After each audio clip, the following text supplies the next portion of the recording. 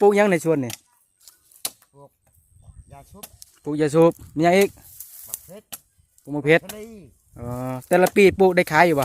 บ่มี บ่ได้ขาย นั่นแหละบ่งามมันเนี่ย ปลูกไว้กินซื่อๆเนาะ ใส่กินแค่นี้เลย ตัดเอามาแต่ใช้ไม้นี่นะ ตัวผู้นะ อยู่เทิงภูพุ่น เออ ตัวก็แห้งนี่เนาะเพื่อเสียลงมาเฮ็ดสวนนี่ก็ เออ บ่เป็นธรรมดาเนาะนี่เบิ่งเลยทุกคนนะคนแค่นี้เขาดุเด้ฮอดยามนี้แล้วเขาเฮ็ดสวนเฮ็ดไร่เด้ทุกคนฮอดยามนี้ได้น้อยก็ได้ทางให้อีกแม่นบ่ เออ เขาปลูกนี่เขาจะบ่ได้รดน้ำเลยได้ทุกคนเพราะว่าดินมันซุ่มนี่ได้ บ่ได้ นี่ส่วนตัวนี้เขาปลูกแล้วแหละนี่ทุกคนนะเขาบ่ได้รดน้ำเลยมีแต่เขาเสียหญ้าเลยเพราะว่าดินมันซุ่มนะมันก็เริ่มเป็นนะเด้อ